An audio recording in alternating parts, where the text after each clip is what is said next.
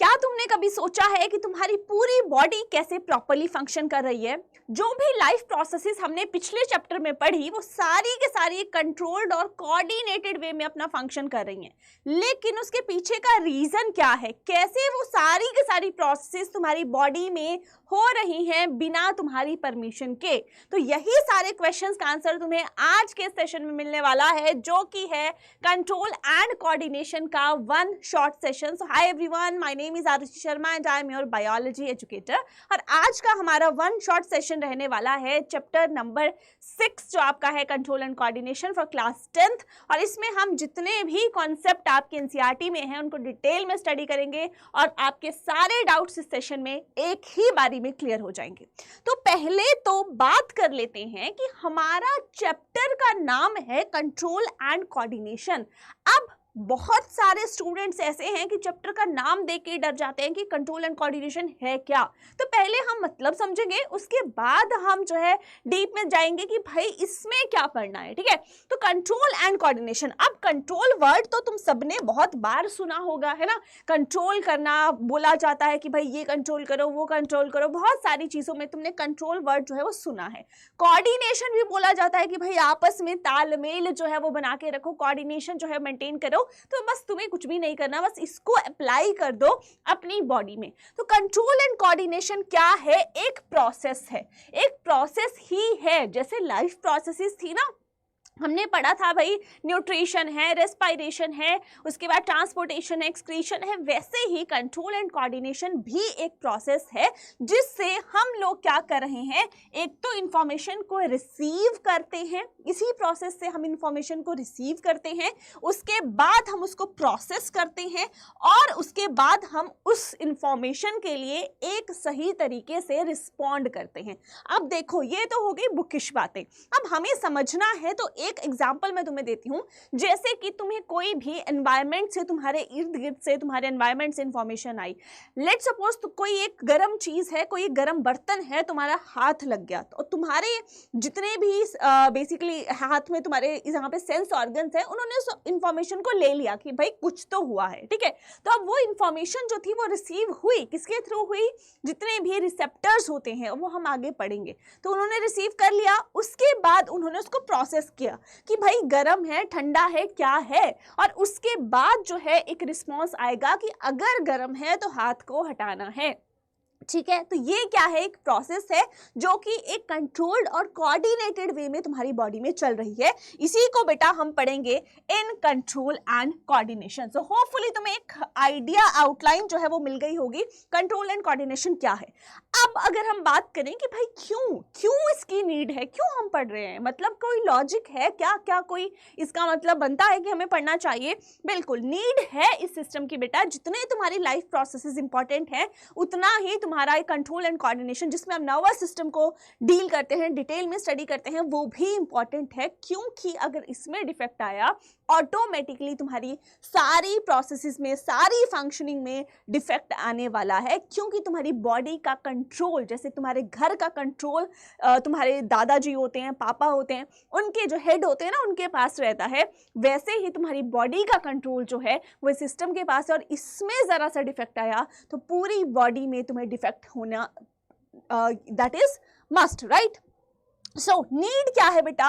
Different organs perform different functions. अब देखो body में कितने सारे ऑर्गन्स हैं और वो अलग अलग फंक्शन कर रहे हैं। तुम्हारा हार्ट जो है ब्लड पंप कर रहा है, उसके बाद किडनीज जो है वो वेस्ट को फिल्टर कर रही हैं, ब्लड का काम है, कनेक्टिव टिश्यू है कि भाई सारे के सारे जगह ऑक्सीजन पहुंचाओ। तो जितने भी ऑर्गन्स हैं ये तुम्हारी बॉडी में, लिवर है, किडनीज हैं, उसके बाद तुम्हारा हार्ट है ना, जितने भी ऑर्गन्स हैं, स्टमक है, तो उन सबका फंक्शन अलग अलग है। अब फंक्शन अलग अलग हैं तो उसको क्या करना है? एक तालमेल बनाना है, कोऑर्डिनेट करके रखना है। वो किसका काम है? वो इस नर्वस सिस्टम का काम है। साथ में कोऑर्डिनेशन क्या मेंटेन करती है बेटा? होमियोस्टेसिस, एक इक्विलिब्रियम तुम्हारी बॉडी में मेंटेन होता है ताकि जितनी भी प्रोसेसेस हैं वो स्मूथ तरीके से तुम्हारी बॉडी में चले। ठीक है, तो इसके लिए इंपॉर्टेंस जो है, नीड जो है सिस्टम की रहती है।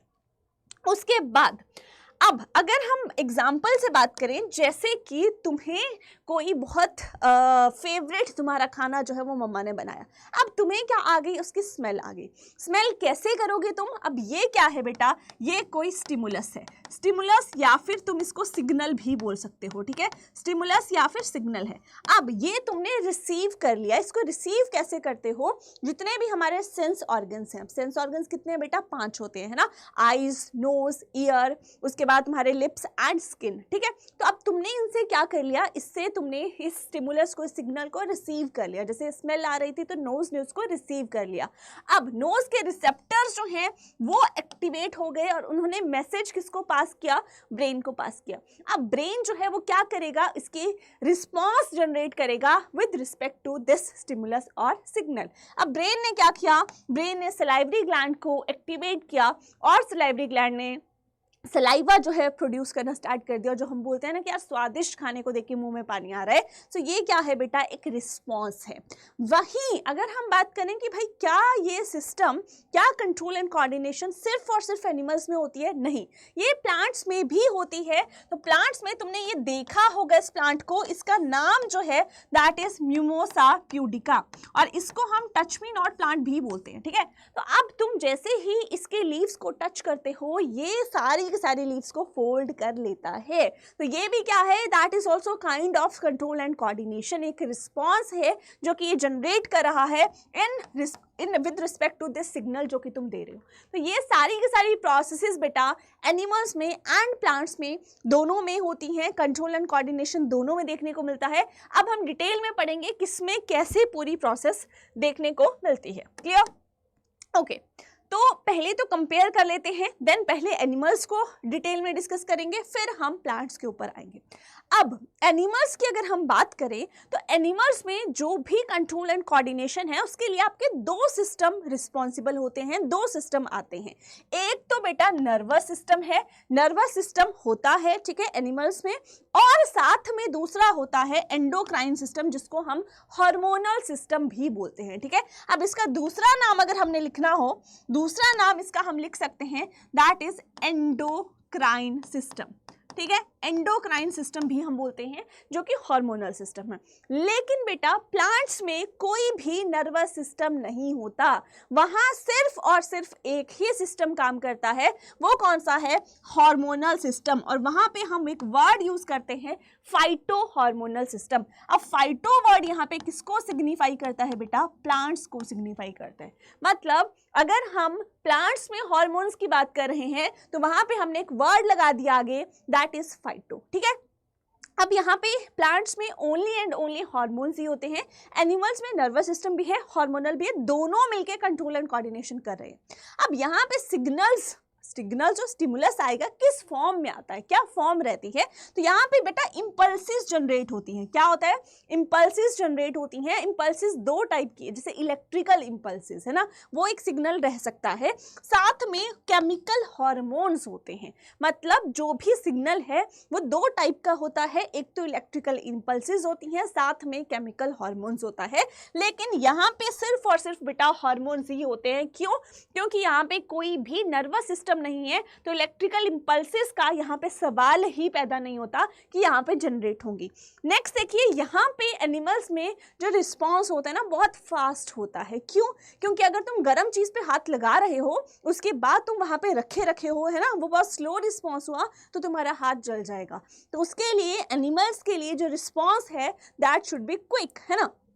उसके बाद नर्वस वाला क्विक होता है और जो हार्मोन वाला है ना वो यहाँ पे स्लो होता है, ठीक है। अब इनके पास तो आपका नर्वस है ही नहीं, तो इनके सिर्फ और सिर्फ कैसा है, हार्मोनल है, और वो स्लो है एंड साथ में बेटा ग्रोथ रिलेटेड है।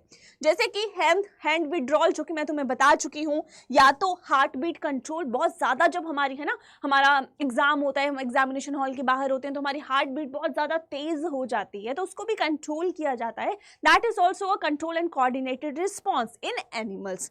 और अगर हम प्लांट्स की बात करें तो फोटोट्रोपिज्म हो गया, या तो हमने देखा ना मिमोसा अपनी लीव्स को फोल्ड कैसे करती है, वो सारे आपके प्लांट्स के रिस्पॉन्स में देखने को मिलते हैं। तो ये कंपैरिजन है कि दोनों में क्या क्या चीजें आपकी रहती हैं। अब अब बात करते हैं कुछ टर्म्स की, कुछ टर्मिनोलॉजीज की, जो कि तुम्हारे यहाँ पे देखने को मिलने वाली है। पहला है स्टिमुलस, मतलब ये सारी टर्म्स तुम्हारी आगे आने वाले चैप्टर में यूज होंगी ही होंगी।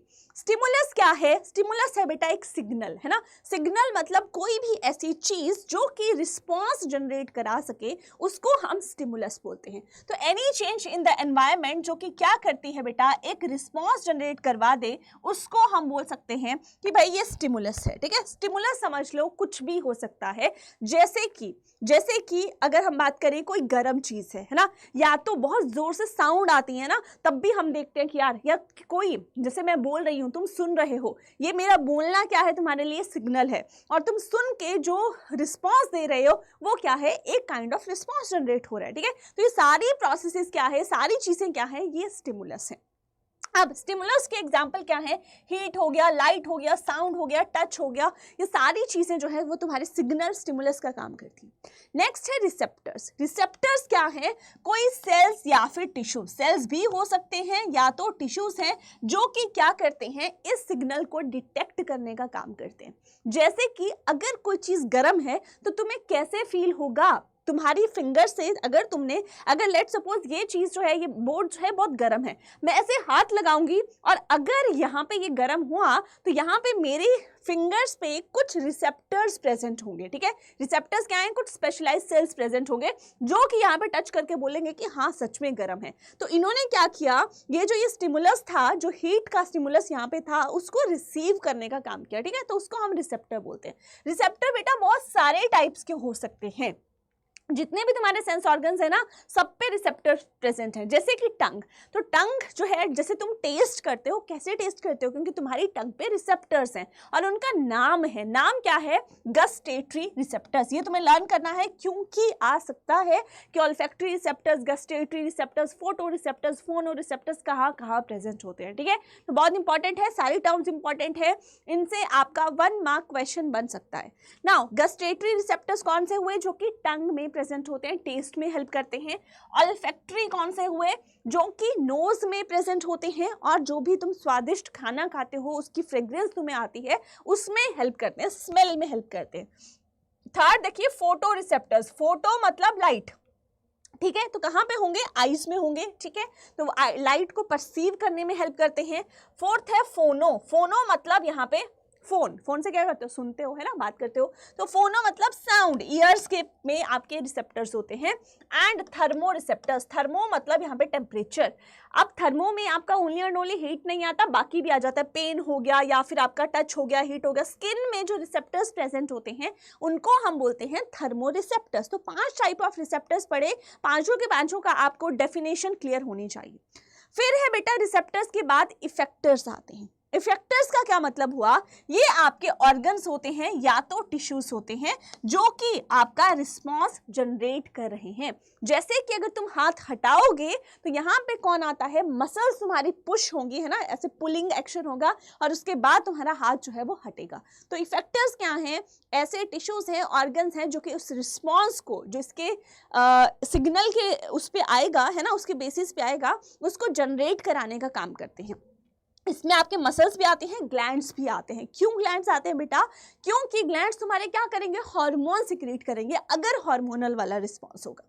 ठीक है, तो ये तीनों जो थे, ये तो हम एनिमल्स के केस में पढ़ते हैं। 2 और टर्म्स हैं जिसको हम बहुत फ्रीक्वेंटली यूज करेंगे, जिसमें फर्स्ट है ट्रॉपिज्म, ये हम प्लांट के रिस्पेक्ट में यूज करते हैं। ठीक है, ट्रॉपिज्म क्या होता है बेटा, डायरेक्शनल मूवमेंट टुवर्ड्स और अवे फ्रॉम द स्टिमुलस। कोई भी सिग्नल आ रहा है, उसकी साइड को या उससे दूर को कोई भी मूवमेंट होना, और ये कौन सी मूवमेंट्स है बेटा, ग्रोथ रिलेटेड मूवमेंट्स हैं। कौन सी हैं, ग्रोथ रिलेटेड मूवमेंट होना, उसको हम बोलते हैं दैट इज ट्रॉपिज्म। ठीक है, जैसे कि फोटोट्रॉपिज्म हुआ लाइट के रिस्पॉन्स में, जियोट्रॉपिज्म हुआ आपका ग्रेविटी के रिस्पेक्ट में, है ना, तो ये रिस्पॉन्स आ रहा है विद रिस्पेक्ट टू दीज, इनको हम बोलते हैं ट्रॉपिज्म। क्लियर।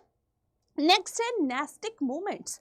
नेस्टिक मूवमेंट्स कौन सी हुई तुम्हारी, जैसे कि तुमने जो टच मी नॉट प्लांट था उसकी लीव्स को टच किया, ठीक है, उसने क्या कर लिया, पूरा जो आपका लीव्स है उसको क्लोज कर लिया। अब मुझे ये बताओ, लीव्स को क्लोज करने में क्या उसकी कोई ग्रोथ हो रही है? उसकी लीव्स तो ऑलरेडी ग्रो हो चुकी हैं, तुमने उसको टच किया, उसने क्या किया, एक रिस्पॉन्स तो दिया, ठीक है, रिस्पॉन्स तुम्हें दे दिया, लेकिन वो ग्रोथ रिलेटेड हमारा नहीं है। तो वो किस में आती है आपकी?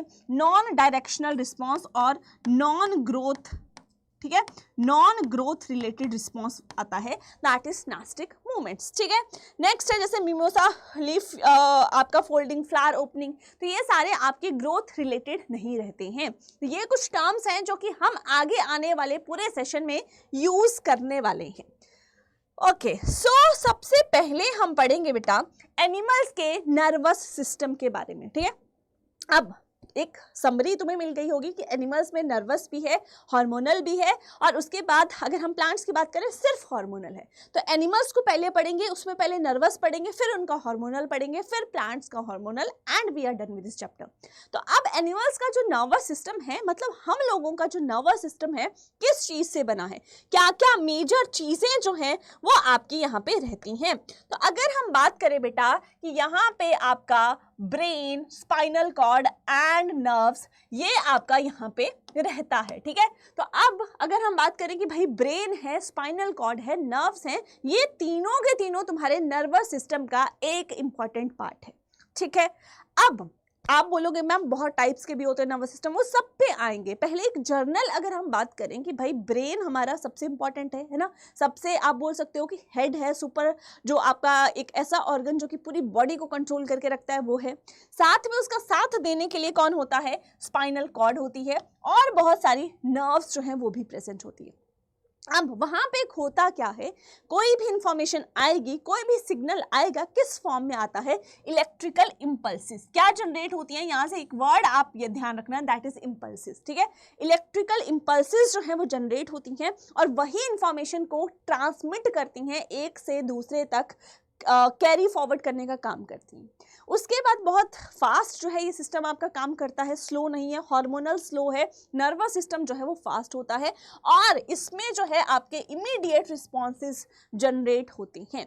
अब यहाँ पे तुम देख सकते हो दैट ऑर्गन इज बेटा ब्रेन, ये यहाँ पे तुम्हारा ब्रेन है, और ब्रेन से ही तुम्हारा यहाँ पे that is basically spinal cord. ठीक है, ये तुम्हारी स्पाइनल कॉर्ड यहाँ पे अटैच होती है, और यहाँ से तुम देख सकते हो बहुत सारी नर्व्स निकल रही हैं, है ना। तो ये क्या है? ये हैं नर्व्स। तो यही मिलके क्या बनाती हैं? तुम्हारा नर्वस सिस्टम बनाती हैं। अगेन यहाँ पे तुम देख सकते हो बेटा दैट इज ब्रेन, ये बेटा तुम्हारा ब्रेन है। उसके बाद ये जो है ये स्पाइनल कॉर्ड है ना, ये स्पाइनल कॉर्ड है, और उसके बाद बहुत सारी नर्व्स तुम देख रहे हो, ये बहुत सारी नर्व्स देख रहे हो, ये सारी जो हैं ये प्रेजेंट होती हैं और मिलके बनाती हैं तुम्हारा नर्वस सिस्टम। ठीक है, तो एक आउटलाइन तुम्हें मिल गई होगी नर्वस सिस्टम में क्या क्या रहता है। ओके, अब टाइप्स की बात कर लेते हैं कि क्या नर्वस सिस्टम के भी टाइप्स होते हैं? बिल्कुल होते हैं। मेजर तुम्हारा नर्वस सिस्टम, एनिमल्स का नर्वस सिस्टम दो टाइप्स का होता है। एक तो आ गया दैट इज CNS। ठीक है, एक हम बोलते हैं CNS और दूसरा हम बोलते हैं PNS। ठीक है, CNS stands for central nervous system. कौन सा है? Central nervous system. और PNS stands for peripheral nervous system. क्या डिफरेंस आता है उसको हम स्टडी करेंगे और डिटेल में इनके ऑर्गन्स को स्टडी करेंगे जो जो इनमें आ रहा है। सेंट्रल नर्वस सिस्टम में तुम्हारा ब्रेन आता है और ब्रेन के साथ आती है स्पाइनल कॉर्ड। ठीक है, दो ही ऑर्गन्स आते हैं, ब्रेन एंड स्पाइनल कॉर्ड। ये दोनों मिलके कौन सा नर्वस सिस्टम बनाते हैं? Central nervous system. अब तुम ये देखो कि सेंट्रल नर्वस सिस्टम में अगर ब्रेन आ रहा है तो सबसे इंपॉर्टेंट जो पार्ट है नर्वस सिस्टम या टाइप्स दोनों में से कौन सा होगा? आपका सेंट्रल नर्वस सिस्टम। ठीक है, तो अब ऐसा नहीं है पेरिफेरल इंपॉर्टेंट नहीं है, क्योंकि इंफॉर्मेशन अगर जनरेट हो गई तो उसको ट्रांसमिट करने का काम कौन करता है? PNS करता है। ठीक है, तो ये आपका ब्रेन और स्पाइनल कॉर्ड से बना है। करता क्या है? कंट्रोल सेंटर है पूरा के पूरा। क्यों कंट्रोल सेंटर है? क्योंकि ब्रेन जो है वो इसमें आता है। सेकंड क्या करता है? इंफॉर्मेशन को प्रोसेस करता है, एंड उसके बाद कमांड्स, मतलब जो रिस्पॉन्स है वो इशू करता है कि भाई ये इसके बेसिस पे रिस्पॉन्स होने वाला है। ठीक है, ये CNS का काम है। PNS की अगर हम बात करें तो ये आपका cranial nerves and spinal nerves, दो टाइप की नर्व्स जो हैं वो PNS में आती हैं, क्रेनियल एंड स्पाइनल। क्रेनियल आप समझ लो कहाँ से अराइज होंगी, ब्रेन से अराइज होंगी, ठीक है। क्रेनियल नर्व्स वो हुई जो ब्रेन से अराइज होंगी। स्पाइनल नर्व्स कौन सी होंगी, जो स्पाइनल कॉर्ड से अराइज होंगी। कहाँ से अराइज होंगी, स्पाइनल कॉर्ड से अराइज होंगी। क्रेनियल नर्व्स के कितने पेयर होते हैं बेटा, 12 पेयर। स्पाइनल के 31 पेयर। बहुत इंपॉर्टेंट इंफॉर्मेशन है, ये तुम्हें लर्न करनी है, ठीक है। क्रेनियल के 12 होते हैं एंड जो तुम्हारी स्पाइनल नर्व्स हैं 31 पेयर होते हैं, ठीक है। क्लियर है बात। चलिए, इसका क्या काम है कि भाई सेंट्रल नर्वस सिस्टम को बॉडी पार्ट से कनेक्ट करने का काम करता है। अब यहाँ पे देखो, ब्रेन और स्पाइनल कॉर्ड है, ठीक है, रिस्पॉन्स इंफॉर्मेशन जनरेट कर दी, लेकिन वो बॉडी तक पहुंचानी भी तो है। उसका काम कौन करता है, ये पीएनएस करता है, ठीक है। तो कनेक्टिंग लिंक कौन है, दैट इज बेटा पीएनएस। क्लियर हो गई बात, दोनों का मेजर चीजें आपको समझ आ गई। अब सीएनएस को पढ़ते हैं, फिर हम पीएनएस पे जाएंगे। तो बेटा सीएनएस जो है that is your central nervous system. क्या है ये आपका सेंट्रल नर्वस सिस्टम। क्या था इसमें, फर्स्ट ब्रेन था, दूसरा स्पाइनल कॉर्ड था। अब जो तुम्हारा ब्रेन होता है ना, ब्रेन आपका 3 पार्ट्स में डिवाइडेड होता है। मतलब ब्रेन में मेजरली जो है वो आपके 3 पार्ट्स आते हैं, ठीक है। 3 पार्ट्स कौन से हैं, पहला है fore brain, mid brain and hind brain, ठीक है।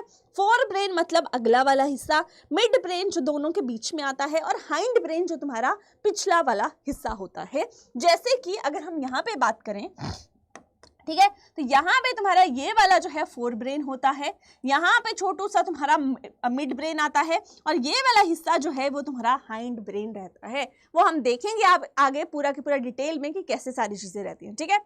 नेक्स्ट अगर हम बात करें भाई, आपके फोर ब्रेन में भी फर्दर पार्ट्स आते हैं, मेजर कौन से आते हैं, सेरेब्रम, थैलेमस एंड हाइपोथैलेमस। फिर मिड ब्रेन आता है, फिर हाइंड ब्रेन आता है, जिसमें से आपका फोर ब्रेन जो है वो लार्जेस्ट रहता है, ठीक है। लार्जेस्ट है क्यों, क्योंकि इसमें सेरेब्रम लार्जेस्ट है, और मिड ब्रेन जो है वो स्मॉलेस्ट रहता है, ठीक है। तो ये दोनों के दोनों चीजें तुम्हारी यहाँ पे देखने को मिलती हैं। एंड साथ में आती है बेटा तुम्हारी स्पाइनल कॉर्ड, ठीक है। तो स्पाइनल कॉर्ड जो है वो यहाँ से कनेक्ट है, देखो ब्रेन है एंड स्पाइनल कॉर्ड दोनों सीएनएस बना रहे हैं। तो इनको हम डिटेल में पढ़ेंगे, हर एक ऑर्गन का function. Okay, so human brain पहले अगर हम बात करें, अब तुम्हें ब्रेन दिखता तो नहीं है, किसी का चलते फिरते तुम देख लो कि हाँ वो ब्रेन प्रेजेंट है, नहीं दिख सकता। क्यों नहीं दिख सकता, एक तो बाहर से स्किन की कवरिंग है, लेकिन स्किन के बाद भी क्योंकि बहुत डेलिकेट ऑर्गन है ना, लग सकती है। ऐसे सर थोड़ा सा टकरा गया और ब्रेन तुम्हारा कहीं पे कवर्ड नहीं हुआ तो ब्रेन तो गया है ना, गया, बिल्कुल गया। तो उसका कैसे हम उसको प्रोटेक्ट करके रख सकते हैं, उसके लिए एक बहुत हार्ड कवरिंग होती है, ठीक है। बहुत हार्ड कवरिंग होती है जिसको क्या बोला जाता है, स्कल या फिर क्रेनियम, जिसके अंदर ये डेलिकेट ऑर्गन हमारा प्रेजेंट रहता है, ठीक है। तो ये एनक्लोज्ड रहता है एक कैविटी के अंदर, जिसको स्कल या क्रेनियम हम बोलते हैं। एक हार्ड बोनी केस है जो कि हमें हमारे ब्रेन को, इस डेलिकेट ऑर्गन को किसी भी इंजरी से प्रिवेंट कर रहा है। नेक्स्ट, मेनिंजेस क्या है बेटा, मेनिंजेस हैं कुछ प्रोटेक्टिव मेम्ब्रेन्स। अब ऐसा तो है नहीं कि डायरेक्ट जो है वो ब्रेन को फिट कर दिया, बाहर क्या है, कुछ लेयर्स होती हैं, कुछ मेम्ब्रेन्स होती हैं जिनको हम मेनिंजेस बोलते हैं। अब यहाँ पे नाम आप लर्न कर सकते हो, ड्यूरामेटर है, एरेक्नॉइड है, पियामेटर है, करना चाहो तो कर सकते हो, अदरवाइज नॉट नेसेसरी। लेकिन ये 3 मेनिंजेस हैं, 3 कवरिंग्स हैं, प्रोटेक्टिव कवरिंग्स हैं जो कि इस ब्रेन को प्रोटेक्ट करने का काम करती हैं। एंड थर्ड पे आता है दैट इज सेरिब्रोस्पाइनल फ्लूइड, ठीक है। तो सेरिब्रोस्पाइनल फ्लूइड क्या है, ये आपके वेंट्रिकल्स को फिल करता है and the space between meninges cushions the brain. क्या कर रहा है बेटा, ये तुम्हारे ब्रेन को कुशन करने का काम करता है। मतलब जो खाली स्पेस है ना, उसमें फ्लूइड आपका प्रेजेंट होगा और क्या करेगा, शॉक से बचाने का काम करता है, न्यूट्रिएंट मीडियम है, न्यूट्रिएंट प्रोवाइड करता है। ये सारा का सारा काम कौन कर रहा है, सेरिब्रोस्पाइनल फ्लूइड। तो हमारे ये केस है, ये स्कल है, इसके अंदर क्या क्या प्रेजेंट है, ये सारी चीजें, ठीक है। और एंड में है फिर ह्यूमन ब्रेन। अब ये हमने पढ़ लिया कि भाई 3 मेजर पार्ट्स, 3 मेजर रीजन्स जो हैं वो रहते हैं। कौन कौन से हैं, fore brain, mid brain and hind brain. अब यहाँ पे अगर मैं आपको दिखाऊं, यहाँ पे देखिए ये है आपका फोर ब्रेन, ठीक है। फोर ब्रेन मतलब ये है सेरेब्रम, ठीक है। फोर ब्रेन में सेरेब्रम था, उसके बाद आपका थैलेमस था एंड हाइपोथैलेमस था, यहीं पे प्रेजेंट होता है, हम देखेंगे आगे। And this is mid brain, ये देखो मिड ब्रेन है ये वाला रीजन, एंड ये जो है that is your hind brain, ठीक है। तो मिड ब्रेन दोनों के बीच में प्रेजेंट होता है, फोर ब्रेन सबसे लार्जेस्ट हिस्सा है और उसके बाद मिड ब्रेन बीच में है, सबसे स्मॉलेस्ट है, and at last hind brain आपका यहाँ पे रहता है, ठीक है। ओके, अब वन बाय वन हम हर एक पार्ट को स्टडी करेंगे। पहले हम बात कर लेते हैं बेटा फोर ब्रेन की, ठीक है। तो फोर ब्रेन जो है वो आपका थिंकिंग एंड कमांड सेंटर है, मतलब जो आप सोच रहे हो और जो आप कमांड दे रहे हो कि भाई ये करना है, जो आपके वॉलेंट्री एक्शंस हैं वो सारे के सारे किससे कंट्रोल होते हैं, फोर ब्रेन से कंट्रोल होते हैं। अब फोर ब्रेन में हमने पार्ट्स देखे थे कि भाई तीन पार्ट्स जो हैं फोर ब्रेन में रहते हैं। फर्स्ट है आपका सेरेब्रम जो कि लार्जेस्ट पार्ट है, ठीक है, लार्जेस्ट है, then thalamus and then hypothalamus. Hypothalamus को हम मास्टर ऑफ मास्टर ग्लैंड भी बोलते हैं। क्यों बोलते हैं वो हम आगे बात करेंगे, ठीक है। मास्टर ऑफ मास्टर ग्लैंड भी बोलते हैं, ये हाइपोथैलेमस का नेक्स्ट दूसरा नाम होता है। अब स्ट्रक्चर की अगर हम बात करें बेटा तो सबसे लार्जेस्ट पार्ट जो है दैट इज सेरेब्रम, ठीक है। सेरेब्रम की हम बात करें, सबसे लार्जेस्ट पार्ट है, 80% जो ब्रेन का मास है वो किसका होता है, सेरेब्रम से ही कॉन्स्टिट्यूटेड होता है। देन सेरिब्रल हेमिस्फीयर से ज्वाइन होता है, ये आपका बहुत डिटेल में है, इतना करने की नीड नहीं है, लेकिन ये पता होना चाहिए कि सेरिब्रम जो है वो आपका सबसे लार्जेस्ट पार्ट है और उसके बाद फोर ब्रेन ही लार्जेस्ट है तीनों में से, और उसमें फोर ब्रेन में सबसे लार्जेस्ट कौन है, दैट इज सेरिब्रम, ठीक है।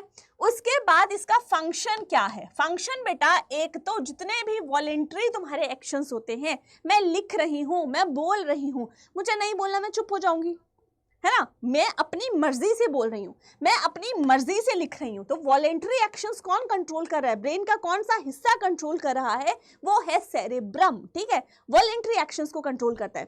साथ में सेंसरी एरियाज, जो भी इंफॉर्मेशन रिसीव करनी है उसके बाद, है ना, जैसे अगर आप अभी मुझे सुन रहे हो तो मेरी साउंड जो तुम्हें आ रही है, कौन तुम्हारा कौन सा ब्रेन का पार्ट उसको रिसीव कर पा रहा है, दैट इज सेरेब्रम, ठीक है।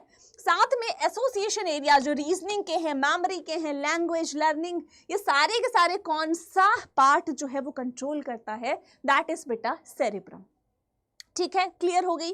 सेकंड है थैलेमस। थैलेमस क्या है, जो ग्रे मैटर है उसका मास होता है और सेरेब्रम के थोड़ा सा नीचे प्रेजेंट होता है ना।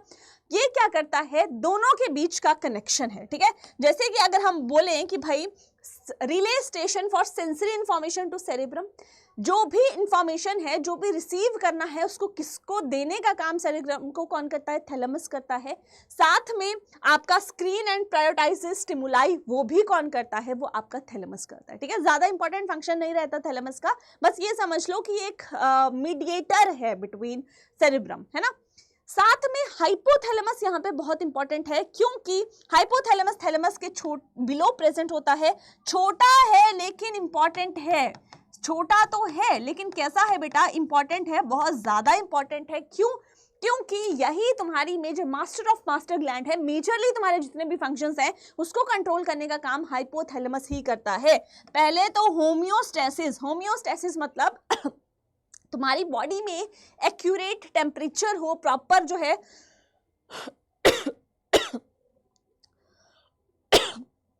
ठीक है, उसको मेंटेन करने का काम करता है। तुम्हें भूख लग रही है, प्यास लग रही है ना, सब कुछ कौन मेंटेन करता है, हाइपोथैलेमस ही मेंटेन करता है।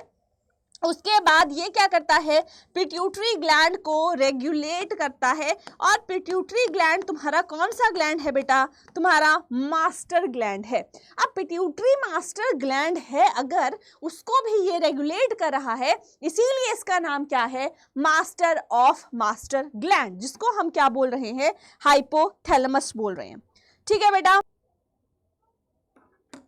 ठीक है, तो ये क्लियर तुम्हें हो गया होगा कि सारी चीजें जो है वो कैसे वर्क करती हैं। नेक्स्ट हम मिड ब्रेन की बात करते हैं। अब मिड ब्रेन जो है वो तुम्हारा रिले एंड रिफ्लेक्स सेंटर है, स्मॉलेस्ट है, ये बात ध्यान रखना, क्या है, स्मॉलेस्ट रीजन है फोर ब्रेन जो है उसके और हाइंड ब्रेन के बीच में प्रेजेंट होता है, जो कि तुम्हारा मिड ब्रेन है। यहाँ पे देख लो, ये फोर ब्रेन है, ये हाइंड ब्रेन है, दोनों के बीच में यहाँ पे प्रेजेंट है, सबसे छोटा है। क्या करता है, जो भी तुम्हारी ईयर्स और आईज के विजुअल्स है, रिफ्लेक्सेस हैं, उनको कंट्रोल करता है। जैसे कि अगर मैं बोल रही हूँ, तुम सुन पा रहे हो, तो तुम्हारा सुनने का जो रिटेंशन है, हम बोलते हैं ना यार अटेंटिव कैसे होते हो तुम, जो बहुत जिनका मिड ब्रेन बहुत शार्प होता है ना, वो उनकी अटेंशन पावर जो है बहुत ज्यादा होती है। तो ये क्या करता है, जो भी तुम्हारी ऑडिटरी एंड विजुअल रिफ्लेक्सेस हैं, अगर मुझे कुछ दिख रहा है ना, तो मैं उसको देख पा रही हूँ, या काइंड ऑफ मतलब मैं उसको सेंस कर पा रही हूँ, है ना। जो रिफ्लेक्सेस हैं कि हाँ मुझे ये देखना है या मुझे कॉन्सेंट्रेट होकर पढ़ना है कोई चीज, वो किसकी वजह से कर पाते हो, मिड ब्रेन की वजह से कर पाते हो। एग्जाम्पल्स क्या है, जैसे कोई भी लाउड साउंड है, कोई भी जोर से जो है साउंड आ रही है, और तुमने अपना मुंडी जो है, अपना हेड जो है, वो साउंड की तरफ घुमा लिया, तो ये कौन कंट्रोल करता है, that is done by the mid brain. ठीक है, बहुत ज्यादा इंपॉर्टेंस नहीं है, इंपॉर्टेंस फोर ब्रेन की है एंड हाइंड ब्रेन की है।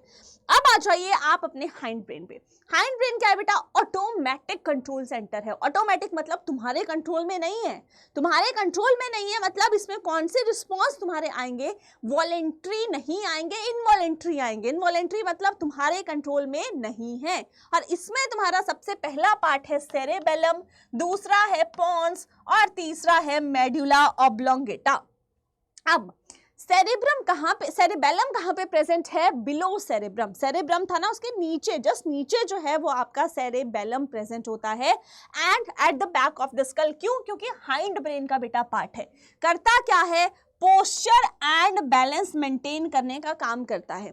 अब तुमने देखा होगा जो लोग ड्रिंक करते हैं वो अपनी सेंसेस जो है खो देते हैं। सेंसेस मतलब उनका कौन सा ब्रेन का हिस्सा काम करना बंद कर देता है बेटा, सेरेबेलम। इसीलिए वो अपना बैलेंस जो है वो मेंटेन नहीं कर पाते एंड जगह जगह वो तुम्हें गिरे हुए मिलते हैं। ठीक है, तो ये कौन सा हिस्सा है जो कि पोस्चर, जो कि तुम्हारा पोस्चर है उसको मेंटेन करने का, तुम्हारे बैलेंस को मेंटेन करने का काम करता है, वो है तुम्हारा सेरेबेलम। ठीक है, साथ में बेटा जो भी तुम्हारी वॉलेंट्री मूवमेंट्स हैं, एक तो वॉलेंट्री तुम्हारा सेरेब्रम भी कर रहा था, लेकिन ये भी कोऑर्डिनेट करता है, वो कंट्रोल करता है, ये कोऑर्डिनेट करता है उन मूवमेंट्स को। ठीक है, साथ में अगर हम पॉन्स की बात करें तो ये क्या है, एक ब्रिज लाइक स्ट्रक्चर है, कहाँ पे, ब्रेन स्टेम के ऊपर, है ना, on brain stem above medulla. और ये करता क्या है, ये दोनों के बीच का आप बोल सकते हो एक काइंड ऑफ कनेक्शन मेंटेन करता है, या एक जो है आप बोल सकते हो कि दोनों के बीच का relay of signals between cerebrum, cerebellum and medulla, है ना।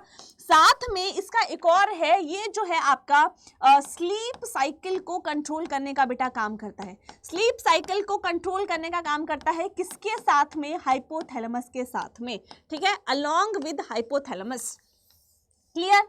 तो वो भी कंट्रोल करता है, ये कौन, दैट इज पॉन्स। ठीक है, साथ में अगर हम बात करें कि भाई सबसे इंपॉर्टेंट यहाँ पे है तुम्हारा मेडुला ऑब्लोंगेटा। मेडुला ऑब्लोंगेटा क्या है बेटा, ये आपका कहाँ पे प्रेजेंट है, जो आपका बिल्कुल साइड रीजन जो है वहां पे प्रेजेंट होता है, ब्रेन का हाइंड रीजन के साथ में साइड में प्रेजेंट होता है।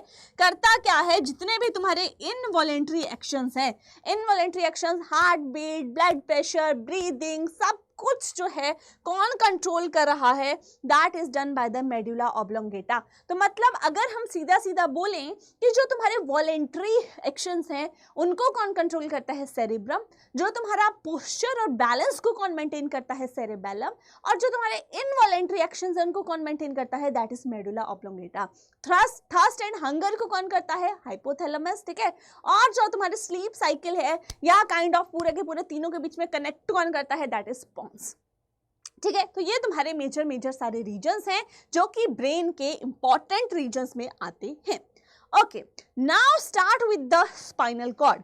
अब ब्रेन का हमने देख लिया, ब्रेन के बाद आती है बेटा हमारी स्पाइनल कॉर्ड। अब स्पाइनल कॉर्ड जो तुम देख सकते हो, ठीक है, स्पाइनल कॉर्ड तुम यहाँ पे देख सकते हो, तो स्पाइनल कॉर्ड ये है बेटा, ये रीजन सारा ब्रेन से ये जो कनेक्ट होता है, that is the spinal cord. ठीक है, क्या है स्पाइनल कॉर्ड, डायरेक्टली ऐसे तो प्रेजेंट नहीं हो सकती कि बिल्कुल ओपनली प्रेजेंट है, ये भी डेलिकेट है, तो ये भी एक बॉक्स या तुम बोल सकते हो बोनी स्ट्रक्चर के अंदर जो है वो प्रेजेंट होती है। और इस बोनी स्ट्रक्चर को हम क्या बोलते हैं, दैट इज वर्टिब्रल कॉलम। ऐसे छोटे छोटे तुम्हारे बॉक्सेस होते हैं, तुमने देखा भी होगा, स्कल देखा होगा, इनके अंदर जो है वो स्पाइनल कॉर्ड होती है। क्या है, जो भी नर्व इंपल्सेस जानी है ना, ब्रेन और बॉडी से, उसके बीच का पाथवे यही बनाती है। एंड हमारे रिफ्लेक्स एक्शंस, रिफ्लेक्स जो हमारे इमीडिएट जो फास्ट एक्शंस हैं उनको कंट्रोल करने का काम जो है वो भी कौन करता है, स्पाइनल कॉर्ड ही करती है। ठीक है, तो स्पाइनल कॉर्ड भी तुम्हारी इंपॉर्टेंट है जितना ब्रेन इंपॉर्टेंट है। दोनों मिलके क्या बना रहे थे, सेंट्रल नर्वस सिस्टम बनाने का काम कर रहे थे। ओके, सेकेंड तुम्हारा जो सिस्टम है that is peripheral nervous system. अब उसमें क्या आ रहा था, तुम्हारे क्रेनियल नर्व्स आ रही थी एंड स्पाइनल नर्व्स आ रही थी। क्रेनियल नर्व्स के कितने पेयर थे, 12 पेयर्स थे। स्पाइनल नर्व के कितने पेयर्स थे, 31 पेयर्स थे। तो ये तुम्हें इंफॉर्मेशन याद रखनी है, ये तुमसे पूछा जा सकता है। ठीक है, साथ में बेटा जो तुम्हारा पेरिफेरल नर्वस सिस्टम है वो ऑल्दो दो पार्ट्स में, दो ब्रांचेस में अगेन डिवाइडेड होता है। फर्स्ट है तुम्हारा that is somatic nervous system, जो कि तुम्हारा वॉलेंट्री एक्शंस को कंट्रोल करता है, एंड ऑटोनॉमिक नर्वस सिस्टम जो कि इनवॉलेंट्री एक्शंस को कंट्रोल करता है। जैसे कि अगर तुम्हारे वॉलेंट्री, लेट सपोज मुझे यहाँ पे क्या करना है, मुझे यहाँ पे लिखना है, ठीक है, मुझे यहाँ पे लिखना है, तो यहाँ पे लिखने के लिए मेरी मसल्स जो है वो मूव हो रही हैं, लेकिन अगर मेरा मन नहीं है तो मैं नहीं लिखूंगी, है ना। तो यहाँ पे स्केलेटल मसल्स जो हैं वो मेरी मूवमेंट करवा रही हैं वॉलेंट्री मर्जी से। उसको कौन सा नर्वस सिस्टम मेरा कंट्रोल कर रहा है, सोमैटिक। लेकिन अगर हम इनवॉलेंट्री की बात करते हैं, जैसे कि फाइट और फ्लाइट, जब हमें डर लगता है तो ऑटोमेटिकली हमारी हार्ट बीट जो है वो राइज हो जाती है, वो हमारे कंट्रोल में नहीं होती। ऐसा तो नहीं है ना कि मैं चाह रही हूँ कि भाई मेरी हार्ट बीट ना बढ़े, लेकिन वो बढ़ती जा रही है, या मैं बोल रही हूँ अब बढ़ जा अब कम हो जा, वो नहीं होता। ठीक है, तो जो फाइट और फ्लाइट रिस्पॉन्स है, हमें नर्वस होते हैं या हम डर जाते हैं, हमारी बॉडी में हार्मोन्स रिलीज हो रहे हैं, कौन करवा रहा है, कोऑर्डिनेशन कहाँ से हो रही है, यहाँ से हो रही है। Second, parasympathetic rest and digest, वो भी पूरी प्रोसेसेस तुम्हारी बॉडी में चल रही हैं। उसके लिए भी अगर हम बात करें बेटा कि तुम्हारे कंट्रोल में नहीं है, इनवॉलेंट्री एक्शंस है, और कौन उसके लिए रिस्पॉन्सिबल है, that is autonomic nervous system. ठीक है, पेरिफेरल नर्वस सिस्टम में दो पार्ट्स हमने देख लिए, दो काइंड ऑफ सिस्टम देख लिए, that is autonomous and somatic. और दो टाइप ऑफ नर्व्स होती हैं, यहाँ से देखो ब्रेन से निकल रही हैं उनको हम क्रेनियल नर्व्स बोलते हैं, और जो तुम्हारी स्पाइनल कॉर्ड से निकल रही हैं उनको हम स्पाइनल नर्व्स बोलते हैं। होपफुली तुम्हें यहाँ तक सारी चीजें क्लियर हो गई होंगी, और पेरिफेरल एंड सेंट्रल दोनों हमने पढ़ लिया। ठीक है, अब क्रेनियल और स्पाइनल नर्व्स बेटा हैं क्या। क्रेनियल नर्व्स कौन सी हैं, जो कि तुम्हारे 12 पेयर होती हैं तुम्हारे बॉडी में, और ब्रेन से अराइज होती हैं। कहाँ से निकल रही हैं, ब्रेन से अराइज हो रही हैं। ठीक है, एमर्ज होती हैं ब्रेन से। करती क्या है, आपके जितने भी फंक्शंस हैं हेड में और नेक में, अब ब्रेन से हो रही हैं तो हेड और नेक के फंक्शंस को क्या करती हैं, कंट्रोल करती हैं। तो ये दोनों के दोनों फीचर्स तुमने याद रखने हैं। साथ में जितनी भी सेंसेस हैं, जैसे स्मेल हो गया, या टेस्ट, साइट, या फेशियल मूवमेंट, स्वेलिंग, जो भी तुम्हारे यहाँ से रिलेटेड हैं हेड और नेक से, उनको कंट्रोल करने का काम करती हैं ये नर्व्स। ठीक है, अब स्पाइनल नर्व्स तुम्हारे स्पाइनल कॉर्ड से अराइज होती हैं, 31 पेयर की होती हैं। ठीक है, करती क्या है बेटा, जो भी तुम्हारे सेंसरी और मोटर फंक्शंस हैं, जो कि ट्रंक एरिया यहाँ से नीचे हेड और नेक को ले लिया है क्रेनियल नर्व्स में, उससे नीचे के फंक्शन को, क्योंकि स्पाइनल कॉर्ड तुम्हारी यहीं से नेक के बाद से रन करती है और तुम्हारी बिलो द बॉडी तक जाती है। ठीक है, ट्रंक, लिम्स और सम इंटरनल ऑर्गन्स, उनके फंक्शंस को कंट्रोल करने का काम करती हैं ये स्पाइनल नर्व्स। तो क्रेनियल और स्पाइनल दोनों का फंक्शन कितने पेयर की होती हैं तुम्हें पता लग जाना चाहिए। चलिए नेक्स्ट है बेटा न्यूरॉन। अब ये हम बात करेंगे न्यूरॉन की। न्यूरॉन क्या है बेटा, अब देखो हम बात कर रहे हैं नर्वस सिस्टम की। ठीक है, अब तुम्हें मैं एक चीज बताऊं, तुम्हें मैं एक छोटी सी चीज बताऊं कि हमारी बॉडी जो है वो सेल से मिलके बनी है ना। सेल्स मिलके क्या बनाते हैं, टिश्यूज बनाते हैं। ठीक है, सेल ने मिलके क्या बनाया, एक टिश्यू बनाया। लेट सपोज ये सेल ही है, एक सेल है, बहुत सारे ग्रुप ऑफ सेल मिलके क्या बनाएंगे, टिश्यू बनाएंगे। ठीक है, ग्रुप ऑफ सेल मिलके क्या बनाएंगे, टिश्यू बनाएंगे। ग्रुप ऑफ टिश्यूज मिलके क्या बनाएंगे, ऑर्गन्स बनाएंगे। ग्रुप ऑफ ऑर्गन्स मिलके क्या बनाते हैं बेटा, ऑर्गन सिस्टम बनाते हैं। क्या बनाते हैं, ऑर्गन सिस्टम बनाते हैं। ठीक है, और ऑर्गन सिस्टम मिलके क्या बनाते हैं, ऑर्गेनिज्म बनाते हैं। क्या बनाते हैं, ऑर्गेनिज्म बनाते हैं। अब यहाँ पे अगर हम बात करें कि भाई ऑर्गन्स क्या हो सकते हैं, ऑर्गन्स तुम्हारे डिफरेंट हो सकते हैं, ऑर्गन्स तुम्हारे डिफरेंट हो सकते हैं। जैसे कि अगर हम बात करें दैट इज दैट इज बेटा ब्रेन, ठीक है, उसके बाद तुम्हारा लिवर, उसके बाद तुम्हारी किडनीज, ठीक है, ये सारे हो सकते हैं। और ऑर्गन सिस्टम की बात करें तो जैसे कि डाइजेस्टिव सिस्टम, ठीक है, उसके बाद तुम्हारा रेस्पिरेटरी सिस्टम आ गया, उसके बाद तुम्हारा पूरे कोई भी तुम्हारे ऑर्गन सिस्टम है, जैसे एक्सक्रीटरी आ गया, उसके बाद तुम्हारा नर्वस सिस्टम भी एक ऑर्गन सिस्टम है, ठीक है, नर्वस सिस्टम भी एक ऑर्गन सिस्टम है जिसमें तुम्हारा ब्रेन जो है वो मेजर ऑर्गन रहता है। अब यहाँ पे देखो तुम ऑर्गन सिस्टम बने किससे हैं बेटा, सेल से ही बने। एक्चुअल में अगर ये सिस्टम की अगर हम बात कर रहे हैं, जैसे मैं अगर नर्वस सिस्टम को लेके चल रही हूँ, ठीक है, नर्वस सिस्टम को लेके चल रही हूँ, है क्या, एक ऑर्गन सिस्टम ही है। क्या है, ऑर्गन सिस्टम ही है। बना किससे है, सेल से बना है। तो नर्वस सिस्टम को बनाने वाले सेल्स कौन से हैं बेटा, कौन से हैं, कौन से हैं, उन सेल्स को हम बोलते हैं बेटा नर्व सेल्स। कौन से सेल्स हैं, नर्व सेल्स। और इन्हीं नर्व सेल्स का दूसरा नाम क्या है, दैट इज न्यूरॉन। समझ आई बात। मतलब ये सिस्टम है ये कुछ सेल से बना है जिनको हम नर्व सेल बोल रहे हैं, और उन्हीं का दूसरा नाम क्या है, दैट इज बेटा न्यूरॉन। ठीक है, तो अब न्यूरॉन क्या है, न्यूरॉन जो है वो आपका स्ट्रक्चरल एंड फंक्शनल यूनिट है नर्वस सिस्टम का। क्यों, क्योंकि नर्वस सिस्टम बिना सेल्स के तो बन नहीं सकता, और उसके सेल्स का ही दूसरा नाम है नर्व सेल्स का, दैट इज न्यूरॉन।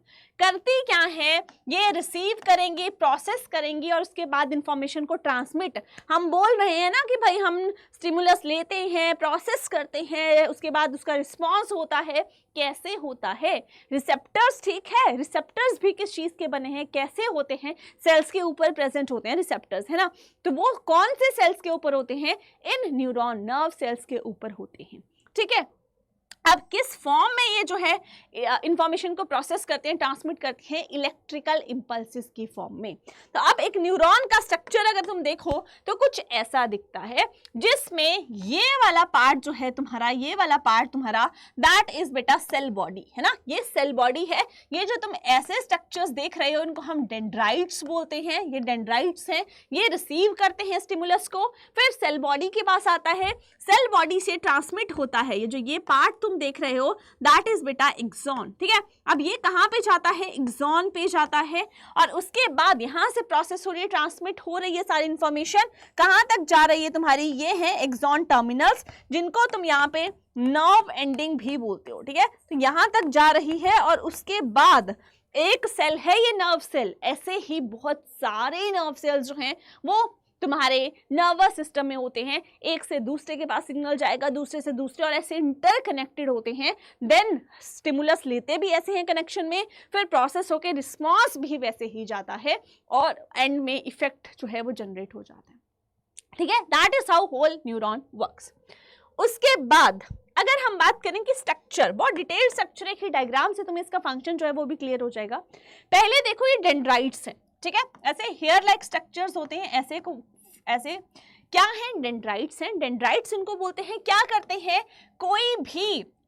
कोई भी मैसेज, स्टिमुलस, सिग्नल रिसीव करने का काम कौन करता है, यही डेंड्राइट्स करते हैं। जो भी एनवायरनमेंट में जो भी तुम्हारे अराउंड को स्टिमुलस आ रहा है उसको रिसीव करने का काम कौन कर रहा है, यही डेंड्राइट्स कर रहे हैं।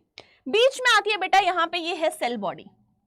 ठीक है, यहाँ पे तुम देख सकते हो कुछ ऐसी, दैट इज बेटा सेल बॉडी। सेल बॉडी में क्या होता है, सेल बॉडी में बेटा न्यूक्लियस होता है। क्या होता है, न्यूक्लियस होता है। अब न्यूक्लियस है, ऑटोमेटिकली ये इंपॉर्टेंट पोर्शन जो है ये बना देती है पूरे के पूरे सेल का। ठीक है, तो सेल की लाइफ जो है, सपोर्ट सेंटर कौन है, दैट इज सेल बॉडी। उसके बाद इंफॉर्मेशन इन्होंने ली, सेल बॉडी को दी, फिर वो कहाँ पे जाती है, फिर वो जाती है बेटा एक्सॉन के पास। ठीक है, तो एक्सॉन ये हैं, और एक्सॉन जो है ना वो बाहर से एक कवरिंग से कवर्ड होते हैं, जिसको क्या बोला जाता है, माइलिन शीथ। क्या करती है, covers the axon of some neurons and help speed the neural impulse. जो भी इलेक्ट्रिकल सिग्नल है उसको स्पीड अप करने का काम करती है। साथ में कवरिंग होती है किसकी, एक्सॉन्स की। एक्सॉन क्या करते हैं, मैसेज जो है सेल बॉडी से दूर अवे ले जाने का काम करते हैं और दूसरे न्यूरॉन्स तक पास करते हैं। ठीक है बेटा।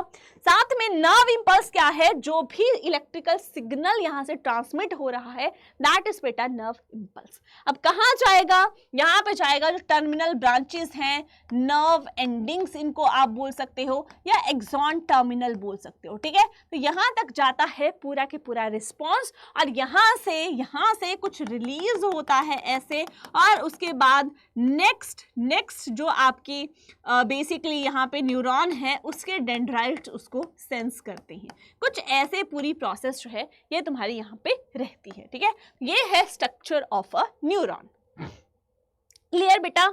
चलिए ओके, अब कितने टाइप के न्यूरॉन हो सकते हैं? क्या सिर्फ एक ही टाइप का न्यूरॉन होता है? नहीं, तुम्हारे न्यूरॉन्स जो है ना वो मेजरली 3 टाइप के रहते हैं। पहला है बेटा सेंसरी न्यूरॉन, जो कि क्या करेगा, नाम से पता लग रहा होगा, सेंस करेगा, मतलब स्टिमुलस सिग्नल को रिसीव करने का काम करेगा।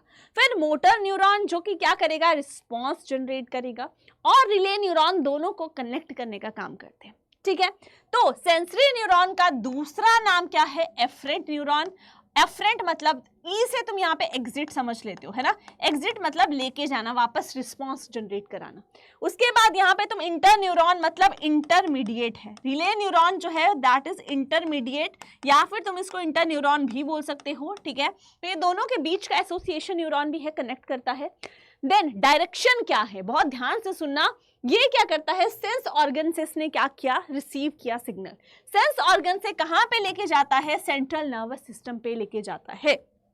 ऐसा कुछ दिखता है, यहाँ पे तुम देख सकते हो, ये है सेंसरी न्यूरॉन। ठीक है, तो ये क्या कर रहा है, ये इंफॉर्मेशन को लेता है और इंफॉर्मेशन को, सेंसरी न्यूरॉन्स हैं तुम्हारे कहाँ पे प्रेजेंट होंगे, जितने भी सेंस ऑर्गन्स हैं वहां पे प्रेजेंट होंगे। ठीक है, अब कोई भी तुम्हारा स्टिमुलाई है, टच है, हीट है, लाइट है ना, तो वहां से क्या करेगा, ये रिस्पॉन्स को लेगा, बेसिकली ये सिग्नल को लेगा और कहां तक लेकर जाएगा, ब्रेन या स्पाइनल कॉर्ड तक लेके जाते हैं। देन आपका मोटर न्यूरॉन जो है वो क्या करता है, ब्रेन या स्पाइनल कॉर्ड से, सीएनएस से सिग्नल लेके आता है वापस कहाँ पे, मसल्स या फिर ग्लैंड्स पे। क्यों? क्योंकि अल्टीमेटली जो रिस्पॉन्स है वो मसल्स ने ही जनरेट करना है, या तो हार्मोन्स ने, जो एंडोक्राइन सिस्टम है, हार्मोनल है, ग्लैंड्स है, उन्होंने हार्मोन्स रिलीज करने हैं। ठीक है, नेक्स्ट ये क्या करता है, मसल मूवमेंट या फिर ग्लैंड सिक्रीशन, जो हार्मोन्स है उनको ट्रिगर करते हैं। रिले न्यूरॉन क्या है, दोनों के बीच का न्यूरॉन जो है, दोनों को कनेक्ट करने का काम करता है with in the CNS between sensory and motor neurons, वहां पे प्रेजेंट होते हैं। क्या करता है, कनेक्ट करता है सेंसरी एंड मोटर न्यूरॉन्स को, ये हमने पढ़ लिया। ठीक है, तो मेजर तुम्हारे 3 टाइप ऑफ न्यूरॉन रहते हैं। इंपॉर्टेंट है, टेबल जो है इसको तुम लर्न कर लेना, ऑल्दो इसकी पीडीएफ मैं तुम्हें टेलीग्राम चैनल पे सेंड कर दूंगी, बट तुम्हारे लिए पूरी की पूरी इंफॉर्मेशन जो है सारी की सारी इंपॉर्टेंट है from exam point of view. Okay, अब बेटा ये नर्व इंपल्स क्या है? ठीक है, नर्व इंपल्स की अगर हम बात कर रहे थे तो नर्व इंपल्स क्या थी, एक सिग्नल था, किस फॉर्म में, इलेक्ट्रिकल इंपल्स, इलेक्ट्रिकल डिस्टरबेंस की फॉर्म में था, जो कि क्या कर रहा है, न्यूरॉन के पूरे सरफेस में कैरी हो रहा है, डेंड्राइट से जा रहा है, नर्व एंडिंग तक जा रहा है, फिर दूसरी न्यूरॉन पे चल रहा है। ठीक है, तो अब अगर हम डायरेक्शन देखें, फ्लो देखें इस नर्व इंपल्स का कैसे होता है, तो नर्व इंपल्स मतलब एक्शन पोटेंशियल पहले तो तुम्हारी प्री साइनेप्टिक टर्मिनल पे अराइज होती है, वहां से तुम्हारी कुछ वेसिकल्स जो है वो रिलीज करती हैं क्या, न्यूरोट्रांसमीटर्स। ठीक है, और कहां पे रिलीज करती हैं, साइनेप्टिक क्लेफ्ट में। फिर न्यूरोट्रांसमीटर्स क्या करते हैं, रिसेप्टर से बाइंड करते हैं कहां पे बेटा, पोस्ट साइनेप्टिक मेम्ब्रेन पे। फिर एक नई नर्व इंपल्स जो है वो जनरेट होती है कहां पे, नेक्स्ट सेल पे, और ऑल्दो ऐसे ही तुम्हारी पूरी की पूरी नर्व इंपल्स जो है वो ट्रांसमिट होती है, ट्रांसफर होती है। अब इसको समझने के लिए यहाँ पे तुम देख सकते हो, जैसे ये जो है ये तुम्हारी नर्व एंडिंग है। ठीक है, क्या है, नर्व एंडिंग है। ठीक है, अब ये नर्व एंडिंग है मतलब यहाँ से जो तुम्हारे डेंड्राइट्स थे उन्होंने सिग्नल को रिसीव कर लिया है, फिर एक्सॉन से होते हुए नर्व एंडिंग तक आ चुके हैं। नर्व एंडिंग में दिस इज योर बेटा प्री साइनेप्टिक क्लेफ्ट, और ये तुम्हारी पोस्ट साइनेप्टिक है। पोस्ट साइनेप्टिक मतलब दोनों के बीच में, दो न्यूरॉन्स के बीच में जो आपका स्पेस होता है या जंक्शन होती है, उसको हम एक वर्ड से डिनोट करते हैं, दैट इज साइनैप्स। साइनैप्स क्या है? एक जंक्शन है, खाली स्पेस है, जहां पे एक न्यूरॉन दूसरे के साथ क्या कर रहा है? कम्युनिकेट कर रहा है। एक न्यूरॉन के साथ, एक सेल के साथ, एक मसल सेल के साथ या एक ग्लैंड के साथ, उसके साथ जो कम्युनिकेट करता है ना, उस वाली सिनेरियो को हम बोलते हैं दैट इज अ साइनैप्स की फॉर्मेशन हुई। ठीक है, लेट्स सपोज ये दो न्यूरॉन्स हैं। ठीक है, अब यहाँ पे ये डेंड्राइट्स हैं। ठीक है, ये क्या करेंगे? सिग्नल को रिसीव करेंगे। ये एक न्यूरॉन है, ये दूसरा के डेंड्राइट्स हैं, एक की एंडिंग है, दूसरे की शुरुआत है। अब दोनों के बीच में क्या बनती है बेटा? साइनैप्स बनती है। क्या बनी? ये साइनैप्स बनी। और साइनेप्टिक क्लेफ्ट की क्या मतलब है? मतलब गैप दोनों के बीच में, जो गैप है, खाली स्पेस है, उसको हम क्या बोलते हैं? क्लेफ्ट बोलते हैं। ठीक है, तो साइनेप्टिक क्लेफ्ट क्या है? दोनों के बीच में गैप। पोस्ट साइनेप्टिक क्लेफ्ट मतलब बाद वाला, प्री मतलब उससे पहले वाला। ठीक है, अब देखो होगा क्या, यहां से कोई भी सिग्नल आ रहा है, किस फॉर्म में आता है बेटा? इलेक्ट्रिकल इंपल्स की फॉर्म में आता है। ठीक है, इलेक्ट्रिकल इंपल्स की फॉर्म में आता है। अब यहां से वो इलेक्ट्रिकल इंपल्स क्या करती है? वो एक वाइब्रेशन जो है कॉज करती है, जिसकी वजह से यहां पे क्या है? कुछ ऐसे केमिकल मैसेंजर्स होते हैं जिनको हम बोलते हैं बेटा न्यूरोट्रांसमीटर्स। क्या है? केमिकल मैसेंजर्स हैं जो कि सिग्नल को कैरी करके रखते हैं। ठीक है, अब यहाँ पे वो सिग्नल्स हैं जो कि किसकी फॉर्म में? केमिकल मैसेंजर्स हैं जिन्होंने कैरी करे हुए हैं। अब यहाँ से वो क्या होते हैं? केमिकल मैसेंजर्स रिलीज होते हैं। कहाँ पे रिलीज होते हैं? तुम्हारे साइनेप्टिक क्लेफ्ट में रिलीज होते हैं, दोनों के बीच में जो गैप है वहां पे रिलीज होते हैं। फिर तुम्हारी नई जो यहाँ पे न्यूरॉन है, उसके सरफेस पे रिसेप्टर्स होते हैं जो कि इनको, जो कि ये केमिकल मैसेंजर्स हैं, उनको रिसीव करते हैं। और उसके लिए तुम्हारे कैल्शियम आयन का भी रोल इंपॉर्टेंट आता है। ठीक है, तो साइनैप्स और न्यूरोट्रांसमीटर्स क्या है वो क्लियर हो गया। साइनैप्स क्या है? एक जंक्शन है, एक न्यूरॉन दूसरी न्यूरॉन के बीच में, एक न्यूरॉन एक मसल सेल के बीच में, या एक न्यूरॉन एक ग्लैंड सेल के बीच में। ठीक है, क्यों? क्योंकि एक न्यूरॉन से एक इलेक्ट्रिकल इंपल्स आ रही है, उसने फिर क्या करना है? सिग्नल आगे पास ऑन करना है। वो दूसरे न्यूरॉन को भी कर सकती है, ग्लैंड सेल को भी, एक मसल सेल किसी को भी कर सकती है। किसकी फॉर्म में? केमिकल मैसेंजर्स की फॉर्म में, जो कि क्या है? न्यूरोट्रांसमीटर्स। देन जो है रिस्पॉन्स आगे जनरेट होगा। तो साइनैप्स एंड न्यूरोट्रांसमीटर्स क्या है? आई होप आपको यहां से क्लियर हो गया होगा। नेक्स्ट बेटा दो टर्म्स है, reflex action and reflex arc. अब रिफ्लेक्स एक्शन क्या है? रिफ्लेक्स मतलब सडन, है ना, एक सडन ऑटोमेटिक इनवॉलेंट्री रिस्पॉन्स है, हमारे कंट्रोल में नहीं है। ऐसा एकदम से गर्म लगता है, तुम्हारा हाथ एकदम से पीछे आता है ना, ऐसा नहीं है कि तुम हाथ रखे रखते हो। अगर गर्म लगता है एकदम से पीछे हम हटाते हैं, कैसे? वो हमारे कंट्रोल में नहीं है, इनवॉलेंट्री है। रिफ्लेक्स है, बिल्कुल फास्ट है, एक स्टिमुलस है ना, जो कि क्या है? जिसमें कॉन्शियस थिंकिंग नहीं होती, मतलब ब्रेन तक ये रिस्पॉन्स नहीं जाता। ठीक है, रिफ्लेक्स आर्क क्या है? आर्क है pathway followed by nerve impulse during a reflex action. एक कोई इंपल्स आ रही है, वो पूरा के पूरा सिग्नल तुम्हें मिल गया, तुम्हारा रिस्पॉन्स भी जनरेट हो गया, वो पूरा पाथवे जो है, उस पूरे पाथवे को हम क्या बोलते हैं? रिफ्लेक्स आर्क बोलते हैं। ठीक है, और जो तुम कर रहे हो, एक्शन हो रहा है, दैट इज रिफ्लेक्स एक्शन। जैसे कि अगर हम यहाँ पे देखें, जैसे कि यहाँ पे क्या है? तुम्हारे हैंड में स्किन में बेसिकली, है ना, मतलब स्किन में तुम्हारे रिसेप्टर्स हैं। ठीक है, स्किन में रिसेप्टर्स हैं, कहाँ पे प्रेजेंट होंगे? सेंसरी न्यूरॉन्स के ऊपर प्रेजेंट होंगे, सेल्स है, नर्व सेल हैं। अब उन्होंने क्या किया? यहाँ पे तुम्हारे हीट या पेन को सेंस कर लिया। अब सेंसरी न्यूरॉन क्या करेंगे? उस सिग्नल को लेके जाएंगे। इनको सेंसरी न्यूरॉन को क्या मिल गया बेटा? सिग्नल मिल गया। अब वो सिग्नल को लेके जाएंगी, कहाँ पे लेके जाती है? स्पाइनल कॉर्ड पे। सेंट्रल नर्वस सिस्टम इन्वॉल्व है, लेकिन ब्रेन इन्वॉल्व नहीं है, क्योंकि ब्रेन का रिस्पॉन्स बेटा डिलेड रहता है, फास्ट नहीं रहता। तो ये क्या करेंगी? ये स्पाइनल कॉर्ड को देंगी। स्पाइनल कॉर्ड बाद में लेटर जो है वो मैसेज ब्रेन को दे देता है, लेकिन उस टाइम स्पाइनल कॉर्ड ही रिस्पॉन्ड करता है in case of reflex action. ठीक है, अब स्पाइनल कॉर्ड क्या करेगा? यहाँ पे देखो, रिले न्यूरॉन, दोनों के बीच का कनेक्टर है, वहां पे जाएगा। रिले न्यूरॉन से किसको आएगा? मोटर न्यूरॉन को आएगा, और मोटर न्यूरॉन से इफेक्टर, जो कि तुम्हारी मसल्स हैं, उनको जो है सिग्नल रिस्पॉन्स आएगा कि भाई क्या करो, हाथ फटाफट से तुम पुल करो, कॉन्ट्रैक्ट करो और हाथ को पीछे हटाओ।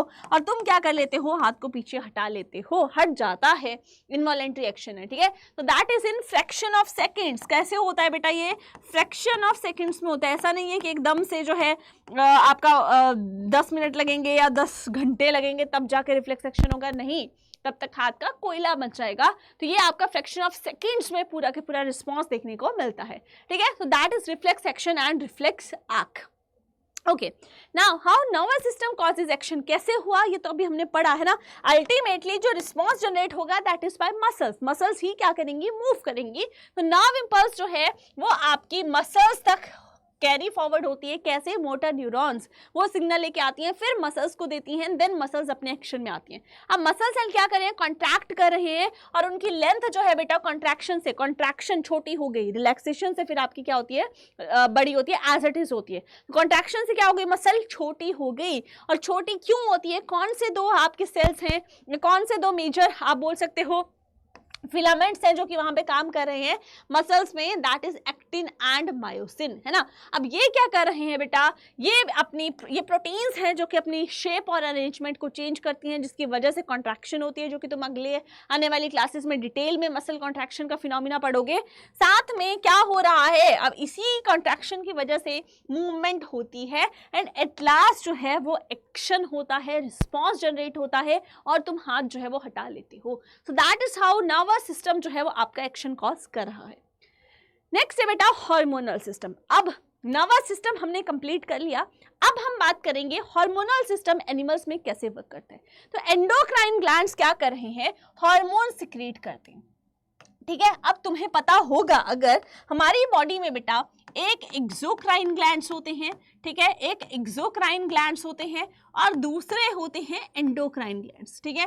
तो एंडोक्राइन ग्लैंड्स कौन से ग्लैंड्स हैं, जिनके पास डक्ट्स नहीं होते, ठीक है, जिनके पास डक्ट्स बेटा नहीं होते। इनके पास डक्ट्स रहते हैं तो अपनी सिक्रीशंस को ये इन डक्ट्स में ही डिलीवर करते हैं। इनके पास डक्ट्स नहीं है, ठीक है, डक्ट लेस ग्लैंड्स हैं, तो ये क्या करते हैं, ये अपनी सिक्रीशंस को डायरेक्टली ब्लड में ही रिलीज करते हैं, ठीक है, डायरेक्टली ब्लड में ही रिलीज करते हैं। और इनकी सिक्रीशंस को हम क्या बोलते हैं, इनके सिक्रीशंस को बेटा हम हार्मोन्स बोलते हैं, ठीक है, हार्मोन्स बोलते हैं। तो हार्मोनल सिस्टम कौन सा हुआ बेटा, एंडोक्राइनल सिस्टम भी हम हार्मोनल सिस्टम को बोलते हैं। अब एनिमल्स में कौन कौन से हार्मोन्स हैं वो आपको जानना बहुत इंपॉर्टेंट है। सबसे पहले कुछ ग्लैंड्स होंगे जो कि एंडोक्राइन ग्लैंड्स होंगे, वही क्या करेंगे, हार्मोन्स की सिक्रीशन करेंगे। तो इसी टेबल में तुम्हारे ग्लैंड, हार्मोन और उनके फंक्शन कवर्ड है, that is the master slide, ये तुम्हें लर्न कर लो, यहां से तुम्हारे बहुत सारे क्वेश्चंस निकल जाएंगे, ठीक है। अब एंडोक्राइन ग्लैंड हार्मोन क्रिएट कर रहे हैं, हार्मोन्स को हम क्या बोलते हैं, केमिकल मैसेंजर्स बोलते हैं। कहाँ करते हैं, डायरेक्टली ब्लड में करते हैं। हार्मोन्स क्या करें, तुम्हारी बॉडी के पूरी फंक्शनिंग, ग्रोथ हो गया, मेटाबॉलिज्म हो गया, रिप्रोडक्शन हो गया, इमोशंस हो गया, सबको रेगुलेट करने का काम करते हैं। अब पिट्यूटरी है, मास्टर ग्लैंड है, लेकिन पिट्यूटरी को भी कौन रेगुलेट करता है बेटा, हाइपोथैलेमस, जो कि मास्टर ऑफ मास्टर ग्लैंड है, याद रखना है। अब पिट्यूटरी क्या करता है, कुछ हार्मोन की सिक्रीशन, पहला है ग्रोथ हार्मोन, फिर TSH, फिर FSH, फिर LH, luteinizing hormone, follicle stimulating hormone, ठीक है। तो ये सारे के सारे हार्मोन कौन सिक्रीट कर रहा है, दैट इज पिट्यूटरी। करता क्या है, ये ग्रोथ को और जितने भी अदर ग्लैंड्स हैं उनको कंट्रोल करने का काम करता है। जैसे FSH, LH इसने सिक्रीट कर दिए, वो फर्दर आपके टेस्टिस, ओवरीज पे एक्ट करते हैं एंड आपके फंक्शनिंग परफॉर्म करते हैं। तो मतलब एक तो ग्रोथ हार्मोन ग्रोथ को रेगुलेट करता है, साथ में जितने भी और ग्लैंड्स हैं, जितने भी ये ग्लैंड्स हैं उनको कंट्रोल करने का काम कौन करता है, पिट्यूटरी करता है, ठीक है। सेकेंड है थायराइड। थायराइड ग्लैंड क्या करता है, एक हार्मोन सिक्रीट कर रहा है जिसका नाम है थायरोक्सिन, और ये क्या करता है, मेटाबॉलिज्म रेगुलेट करता है। अब यहाँ पे अगर थायरोक्सिन की डेफिशिएंसी हो जाए, ठीक है, अगर यहाँ पे थायरोक्सिन की डेफिशिएंसी हो जाए बेटा, तो एक कंडीशन होती है जिसको बोला जाता है ग्वाइटर, ठीक है, जिसको बोला जाता है ग्वाइटर। और ग्वाइटर में क्या होता है, नेक की स्वेलिंग हो जाती है, ठीक है। तो वो किसकी वजह से होती है, ग्वाइटर की, और जिसकी वजह से आयोडीन की डेफिशिएंसी जो है तुम्हारी बॉडी में हो जाती है। नेक्स्ट ग्लैंड है पेनक्रियास। पेनक्रियास हमारा you can say autocrine gland है, ठीक है। पेनक्रियास हमारा ऑटोक्राइन ग्लैंड है, क्यों, क्योंकि ये जो है ये डायरेक्ट अपनी सिक्रीशंस, ऑटोक्राइन मतलब एंडो एंड एक्सो दोनों की तरफ ये काम करता है, ये हार्मोन्स भी सिक्रीट करता है, डायरेक्टली कुछ सिक्रीशंस जो है वो भी डक्ट्स में भेजता है, दोनों के दोनों का काम करता है। अब अगर हम एंडोक्राइन की बात करें, 2 हार्मोन सिक्रीट करता है, insulin and glucagon, blood sugar को मेंटेन करते हैं। ग्लूकागन क्या करता है, राइज करता है ब्लड शुगर को, ठीक है, क्या करता है, ब्लड शुगर को राइज करने का काम करता है। और यहाँ पे इंसुलिन जो है ये लोअर्स द ब्लड शुगर, ठीक है, ये लोअर्स द ब्लड शुगर, कम करने का काम करता है। That is what, that is insulin. Next है बेटा एड्रिनल। एड्रिनल ग्लैंड्स हमारे किडनी के ऊपर प्रेजेंट रहते हैं। कौन सा हार्मोन सिक्रीट कर रहे हैं, दैट इज एड्रिनलिन। और ये क्या करता है, फाइट एंड फ्लाइट रिस्पॉन्स। जब तुम डरे हुए होते हो, जब तुम नर्वस होते हो, तो ये हार्मोन जो है ये सिक्रीट होता है तुम्हारी बॉडी में, दैट इज एड्रिनलिन। नेक्स्ट है तुम्हारे testis and ovaries reproductive hormones. Testis जो है वो टेस्टोस्टेरोन कंट्रोल कर रहे हैं और सेकेंडरी सेक्सुअल कैरेक्टर्स मेल में कंट्रोल करते हैं। ओवरीज जो है एस्ट्रोजन एंड प्रोजेस्टेरॉन सिक्रीट करते हैं। और फीमेल्स में जितने भी आपके सेकेंडरी सेक्सुअल कैरेक्टर्स हैं, मेंस्ट्रुअल साइकिल है, उसको कंट्रोल करने का काम करते हैं। सो ये है hormonal system in case of animals. Okay, next है बेटा, यहाँ पे तुम देख लो लोकेशन सारी की सारी ग्लैंड्स की देख लो। यहाँ से देखो, ये है तुम्हारा हाइपोथैलेमस, यहाँ पे देखो ब्रेन में, जो कि मास्टर ऑफ मास्टर ग्लैंड है। क्या है, मास्टर ऑफ मास्टर ग्लैंड है ना। यहाँ पे तुम लिख सकते हो मास्टर ऑफ मास्टर ग्लैंड, ठीक है। नेक्स्ट देखो, पिट्यूटरी हाइपोथैलेमस के जस्ट बिलो प्रेजेंट होता है। यहाँ पे देखो है ना, यहाँ पे हाइपोथैलेमस है, हाइपोथैलेमस के जस्ट बिलो जो है दैट इज पिट्यूटरी। पिट्यूटरी क्या है, हमारा मास्टर ग्लैंड है। कौन सा ग्लैंड है, दैट इज मास्टर ग्लैंड, ठीक है। उसके बाद यहाँ पे तुम्हारा पीनियल ग्लैंड भी है, जो कि तुम्हारा स्लीप साइकिल पूरी की पूरी प्रॉपरली, मतलब जो तुम्हारा स्लीप हार्मोन रिलीज करते हैं। नेक्स्ट तुम्हारा थायराइड ग्लैंड है। थायराइड ग्लैंड देखो यहाँ पे प्रेजेंट है, ठीक है। सेकंड, यहाँ पे पैराथायराइड ग्लैंड्स भी प्रेजेंट होते हैं दोनों साइड। फिर तुम्हारा यहाँ पे थाइमस है। फिर देखो पेनक्रियास जो है वो तुम्हारा ऑटोक्राइन है। फिर एड्रिनल ग्लैंड्स तुम्हारे किडनी के ऊपर प्रेजेंट रहते हैं। एंड मेल में टेस्टिस रहते हैं, फीमेल्स में यहाँ पे ओवरीज जो है वो तुम्हारे यहाँ पे हार्मोन सिक्रीट करती है। क्लियर होगी बात, सारी लोकेशन जो है वो भी क्लियर हो गई। तो चलते हैं बेटा control and coordination in plants. अब प्लांट्स में कोई नर्वस सिस्टम तो है नहीं। प्लांट्स में क्या है, जो मूवमेंट्स हैं, या हमने ट्रॉपिज्म पढ़ा, वही क्या होता है, हार्मोनल सिस्टम है, वही क्या होता है, पूरी की पूरी इनकी कंट्रोल एंड कोऑर्डिनेशन करता है प्लांट्स में। और वो सारी की सारी चीज़ें तुम्हारी वैसे देखने को मिलती हैं। अब नर्वस सिस्टम नहीं है, लेकिन हार्मोन्स जो है वो प्रेजेंट होते हैं। साथ में हार्मोन्स के साथ इनकी जो ट्रॉपिक मूवमेंट है, ग्रोथ मूवमेंट्स हैं, वो यहाँ पे काम करती हैं, इनको control and coordinated response generate करने में। ऑल्दो इनका रिस्पॉन्स जो है बेटा स्लोअर होता है। क्यों, क्योंकि कोई नर्वस सिस्टम नहीं है, फास्ट रिस्पॉन्स नहीं जनरेट कर सकते, स्लो है। लेकिन किसके ऊपर बेस्ड है, केमिकल कोऑर्डिनेशन। कोई भी नर्वस सिस्टम वाला रोल यहाँ पे नहीं आता। ओके, नेक्स्ट प्लांट मूवमेंट्स को हम क्या बोल रहे थे, प्लांट मूवमेंट्स को बेटा हम बोल रहे थे ट्रॉपिक मूवमेंट्स, ठीक है। अब डिफरेंट मूवमेंट्स हो सकते हैं, ग्रोथ रिलेटेड है। ट्रॉपिक मूवमेंट्स आपकी डायरेक्शनल है, परमानेंट है, साथ में तुम्हारी ग्रोथ रिलेटेड है। कैसी है, परमानेंट है, डायरेक्शनल है, ग्रोथ रिलेटेड है। जैसे कि फोटोट्रॉपिज्म, फोटो मतलब लाइट, लाइट के रिस्पॉन्स में प्लांट क्या कर रहा है, ग्रो कर रहा है। पॉजिटिव मतलब उसकी साइड को, नेगेटिव मतलब उसकी दूर को, दैट इज ट्रॉपिज्म। नेक्स्ट हम देखें जियोट्रॉपिज्म, मतलब ग्रेविटी के रिस्पॉन्स में वो क्या कर रहा है, उसके बेसिकली रिस्पॉन्ड कर रहा है। अगर हम हाइड्रोट्रॉपिज्म की बात करें, वाटर। थिग्मोट्रॉपिज्म टच, जो कि आपने मिमोसा प्यूडिका में भी देखा। कीमोट्रॉपिज्म केमिकल, जैसे पॉलन ट्यूब और ओव्यूल्स के केस में हम पढ़ते हैं, ठीक है। तो ये सारी आपकी ट्रॉपिक मूवमेंट्स हैं, डायरेक्शनल मूवमेंट्स हैं, और प्लांट्स में ये सारा देखने को मिलता है। जैसे कि तुम यहाँ पे देखो बेटा, यहाँ पे देखो ये है थिग्मोट्रॉपिज्म, ठीक है। थिग्मोट्रॉपिज्म मतलब जो तुम्हारा you can say mimosa pudica है ना, टच के रिस्पॉन्स में आपका यहाँ पे स्टिमुलाई है टच, और उसके बेसिस पे आपकी मूवमेंट जो एक्शन जो है, रिस्पॉन्स जो है वो जनरेट हो रहा है। हाइड्रोट्रॉपिज्म वाटर के केस में, फोटोट्रॉपिज्म लाइट की साइड को ये ग्रो कर रहा है ना, जियोट्रॉपिज्म ग्रेविटी। उसके बाद कीमोट्रॉपिज्म, जो हम ये पॉलन ट्यूब वाला यहाँ पे एग्जाम्पल देखते हैं। एंड जो तुम्हारी सेकेंड आती है that is nastic movements. Nastic movements कौन सी, तुम्हारी नॉन डायरेक्शनल है, टेम्परेरी है, परमानेंट नहीं होती है, ठीक है। तो अब टेम्परेरी है, ग्रोथ रिलेटेड भी नहीं है। जैसे कि टर्गर प्रेशर, में चेंज आया, जिसकी वजह से क्या हो गया, यहाँ पे कुछ रिस्पॉन्स तुम्हें देखने को मिला। जैसे कि हम जो स्टोमेटा है उसके केस में भी देखते हैं, टच मी नॉट है, वो अपने लीव्स को फोल्ड कर लेती है टच करने पे, वो भी हम देखते हैं। ये सारे आपके नास्टिक मूवमेंट्स हैं और ये आपकी नॉन डायरेक्शनल आती हैं, ठीक है। अब प्लांट हार्मोन्स की बेटा हम बात करते हैं। प्लांट में मेजर आपके ये हार्मोन्स रहते हैं, जिसमें अगर हम सबसे पहले ऑक्सिन्स की बात करें, ठीक है, तो ऑक्सिन्स जो है वो आपका क्या फंक्शन है, सेल की इलोंगेशन। शूट और रूट दोनों की ग्रोथ में इलोंगेशन में कौन हेल्प करता है, ये आपका ऑक्सिन जो है रोल प्ले करता है। फोटोट्रोपिज्म में एपिकल डोमिनेंस में टिप पे भी ऑक्सिन प्रेजेंट होता है। जैसे कि कीवर्ड्स या फिर आपने ट्रिक है जो कि इसको लर्न करने की है, दैट इज लाइट की साइड को बेसिकली ऑक्सिन क्या करता है, जैसे लाइट जिस साइड से आ रही है उससे ऑपोजिट साइड में शेडेड एरिया में क्या करना स्टार्ट हो जाता है, आपका एक्यूमुलेट होना स्टार्ट हो जाता है, ठीक है। तो दैट शोज अ रिस्पॉन्स। या फोटोट्रोपिज्म में कौन आपका इन्वॉल्व है, दैट इज ऑक्सिन्स। नेक्स्ट है बेटा जिबरलिन।